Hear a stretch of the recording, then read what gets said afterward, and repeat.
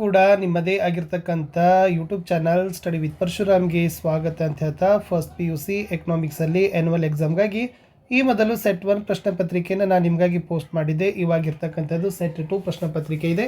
So ತುಂಬ ಚೆನ್ನಾಗಿರ್ತಕ್ಕಂಥ ಪ್ರಶ್ನೆಗಳಿದ್ದಾವೆ. So ಖಂಡಿತವಾಗಿ 2 set ನೋಡಿಕೊಂಡು ಹೋದರೆ ಸಾಕು, ನೀವು ಒಳ್ಳೆಯ ಅಂಕಗಳನ್ನು ಗಳಿಸ್ತೀರಿ ಅಂತ ಹೇಳ್ತಾ ಈ ವಿಡಿಯೋವನ್ನು ಶುರು ಮಾಡ್ತೀನಿ.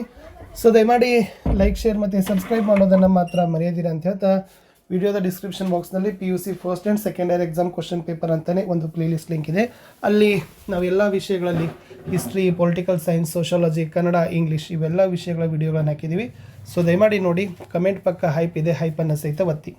ಸೊ ಬಹು ಆಯ್ಕೆ ಪ್ರಶ್ನೆಗಳಲ್ಲಿತ್ತು.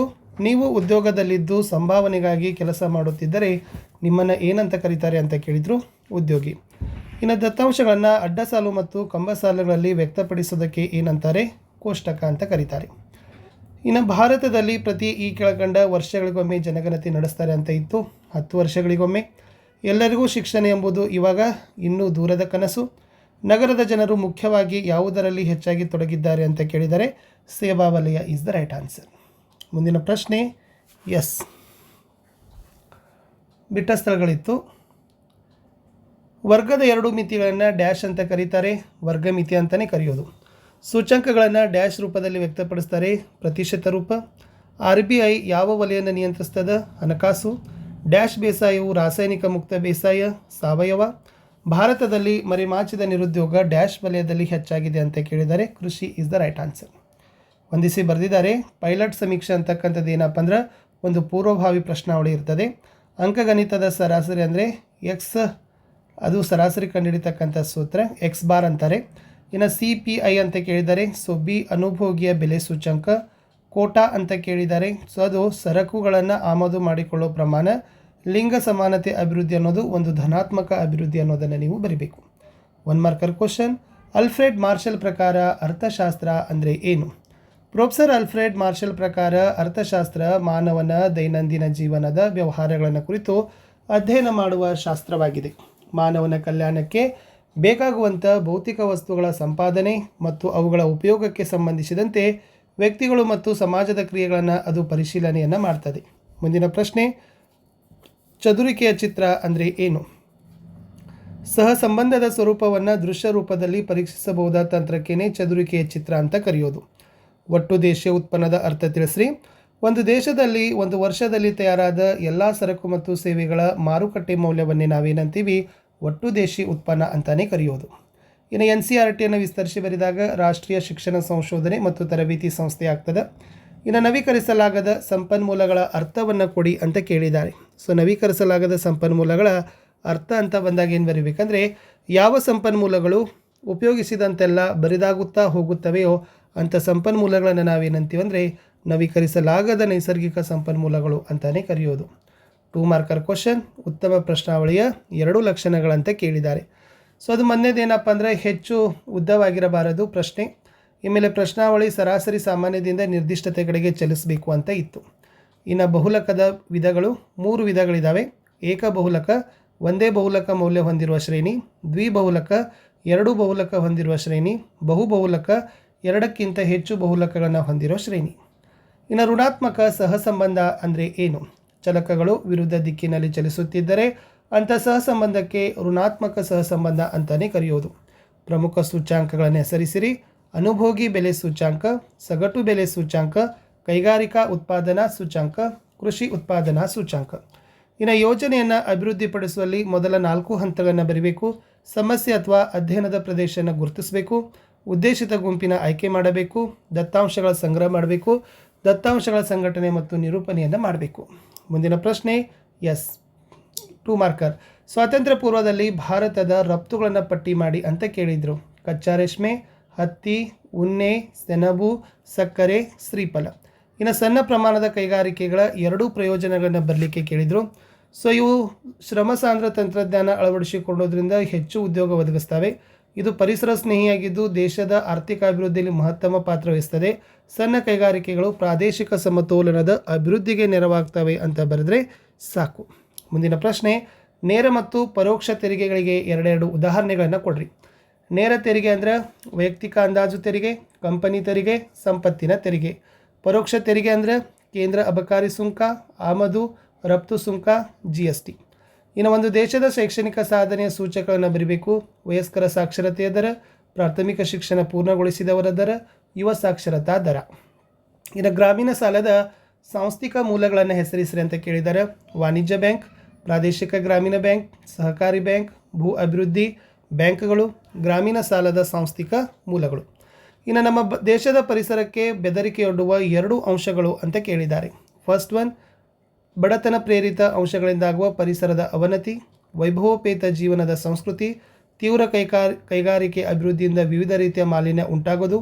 ಸೊ ಇವೆಲ್ಲ ಏನಪ್ಪ ಅಂದರೆ ನಮ್ಮ ದೇಶದ ಪರಿಸರಕ್ಕೆ ಬೆದರಿಕೆಯನ್ನು ಒಡ್ತಾ ಇದ್ದಾವೆ ಅನ್ನೋದನ್ನು ನೀವೇನು ಮಾಡಬೇಕಾಗಿತ್ತು ಫ್ರೆಂಡ್ಸ್, ಬರಿಬೇಕಾಗಿತ್ತು. ಮುಂದಿನ ಪ್ರಶ್ನೆ ಬರ್ತೀನಿ. 4 ಮಾರ್ಕರ್ ಕ್ವಶನ್. ಕೊರತೆಯು ಎಲ್ಲ ಆರ್ಥಿಕ ಸಮಸ್ಯೆಗಳಿಗೆ ಮೂಲ ಕಾರಣವಾಗಿದೆ ಅಂತ ಕೇಳಿದರೆ ಇದನ್ನು ಪಾಯಿಂಟ್ಸ್ ವೈಸ್ ಒಂದು ಪೇಜಲ್ಲಿ ನೀವೇನು ಮಾಡಬೇಕಪ್ಪ ಅಂದರೆ ಬರಿಬೇಕು. ಕೊರತೆಯು ಎಲ್ಲ ಆರ್ಥಿಕ ಸಮಸ್ಯೆಗಳಿಗೆ ಮೂಲ ಕಾರಣ. ಕೊರತೆಯೇ ಇಲ್ಲದಿದ್ದಾಗ ಯಾವುದೇ ಆರ್ಥಿಕ ಸಮಸ್ಯೆ ಇರುತ್ತಿರಲಿಲ್ಲ ಮತ್ತು ನಾವು ಅರ್ಥಶಾಸ್ತ್ರವನ್ನು ಅಧ್ಯಯನ ಮಾಡಬೇಕಾಗುತ್ತಿರಲಿಲ್ಲ. ನಮ್ಮ ದೈನಂದಿನ ಜೀವನದಲ್ಲಿ ನಾವು ಹಲವು ರೀತಿಯ ಕೊರತೆಗಳನ್ನು ಎದುರಿಸ್ತೀವಿ. ರೈಲ್ವೆ ಬುಕ್ಕಿಂಗ್ ಕೌಂಟರ್ಗಳಲ್ಲಿ ಉದ್ದ ಸರತಿ ಸಾಲು, ಭರ್ತಿಯಾಗಿರೋ ಬಸ್ಸು, ರೈಲುಗಳ ಅಗತ್ಯ ಸರಕುಗಳ ಕೊರತೆ, ಹೊಸ ಸಿನಿಮಾ ನೋಡುವ ಸಲುವಾಗಿ ಟಿಕೆಟ್ ಪಡೆಯಲು ನೂಕುನುಗ್ಗಲು ಇತ್ಯಾದಿ ಕೊರತೆಯ ಕುರುಹುಗಳೇ ಆಗಿದ್ದಾವೆ.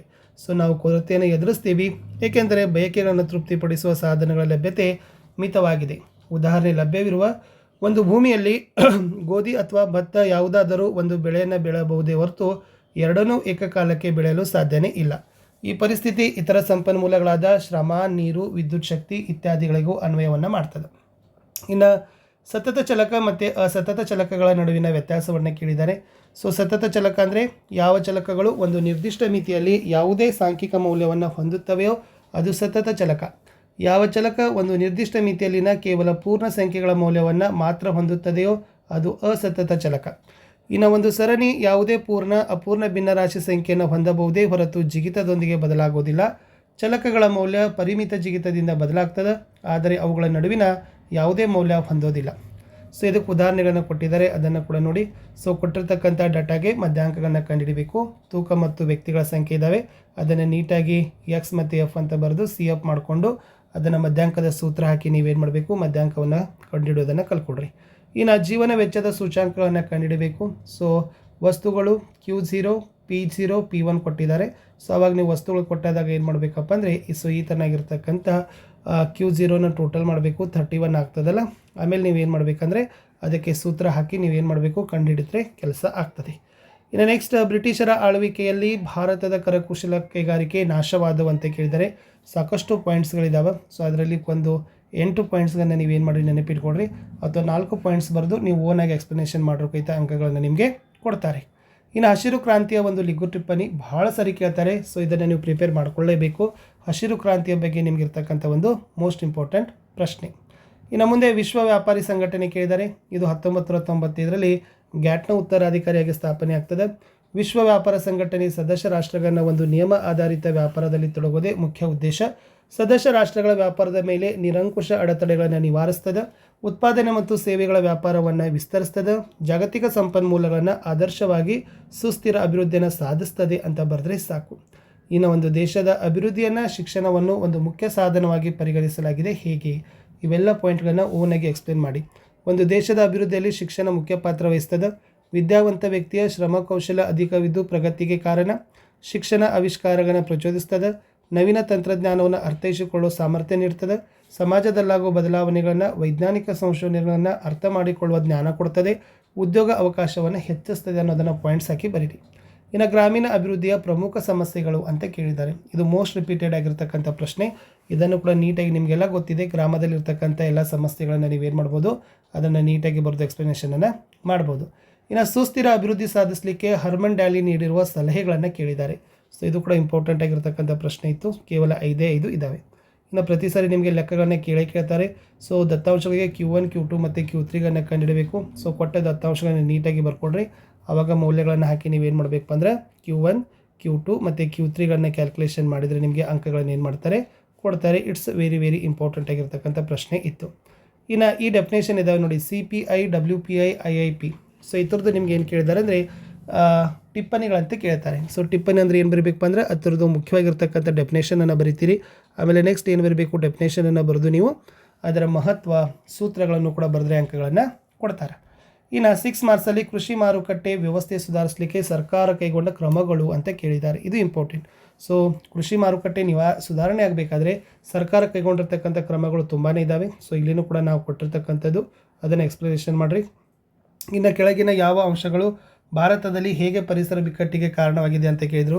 ಸೊ ಜನಸಂಖ್ಯೆ ಏರಿಕೆ ಆಗಿರ್ಬೋದು, ವಾಯು ಮಾಲಿನ್ಯ ಆಗಿರ್ಬೋದು, ನೀರು ಕಲುಷಿತವಾಗೋದು, ನಗರೀಕರಣ ಮತ್ತು ಅರಣ್ಯ ಸಂಪನ್ಮೂಲದ ಕ್ಷೀಣತೆ. ಓಕೆನಾ. ಇನ್ನು ಲಾಸ್ಟ್ ಕ್ವಶನ್ ಇತ್ತು ಏನಪ್ಪ ಅಂದರೆ ನಿಯೋಜಿತ ಆಧಾರಿತವಾಗಿರ್ತಕ್ಕಂಥ ಪ್ರಶ್ನೆ. ಒಂದು ದಿನದಲ್ಲಿ ಪ್ರತಿ 2 ತಾಸುಗಳಿಗೆ ಒಮ್ಮೆ ಬೆಳಿಗ್ಗೆ 6ರಿಂದ ಸಂಜೆ 6ರವರೆಗೆ ದಾಖಲಿಸಿದ ತಾಪಮಾನದಿಂದ ಸರಾಸರಿ ತಾಪಮಾನ ಮತ್ತು ವ್ಯಾಪ್ತಿಯನ್ನು ಕಂಡುಹಿಡಬೇಕು. ಅವರು ಗಂಟೆ ಮತ್ತು ತಾಪಮಾನವನ್ನು ಕೊಟ್ಟಿದ್ದಾರೆ. ಸೊ ಅದನ್ನು ಸರಾಸರಿ ಮತ್ತು ವ್ಯಾಪ್ತಿಯನ್ನು ಬರೆದ್ರೆ ಅಂಕಗಳನ್ನು ಕೊಡ್ತಾರೆ. ಇನ್ನು ಸೆನ್ಸೆಕ್ಸ್ ಬಗ್ಗೆ ಟಿಪ್ಪಣಿ ಕೇಳಿದರೆ ಪ್ರತಿ ಸಾರಿ ಕೇಳ್ತಾರೆ. ಸೆನ್ಸೆಕ್ಸ್ ಬಗ್ಗೆ ಚೆನ್ನಾಗಿ ಅದನ್ನು ನೋಡ್ಕೊಂಡು ಹೋಗಿ ಅಂತ ಹೇಳ್ತಾ ಇಷ್ಟಿತ್ತು ಈ ವಿಡಿಯೋದಲ್ಲಿ. ಸೊ ವಿಡಿಯೋವನ್ನು ವಾಚ್ ಮಾಡಿದ್ದಕ್ಕೆ ಧನ್ಯವಾದಗಳು. ಲಾಸ್ಟ್ ಪ್ರಶ್ನೆ, ಭಾರತದಲ್ಲಿ ಭೂಮಿಯ ಗುಣಮಟ್ಟ ಕ್ಷೀಣತೆಗೆ ಕಾರಣವಾಗುವ ಅಂಶಗಳು. ಸೊ ವಿಡಿಯೋ ಹೇಗೆ ಅನಿಸಿತು ಅನ್ನೋದನ್ನು ಕಮೆಂಟ್ ಮಾಡಿ. ನಿಮ್ಮ ಎಕ್ಸಾಮ್ಗೆ ಆಲ್ ದ ಬೆಸ್ಟ್.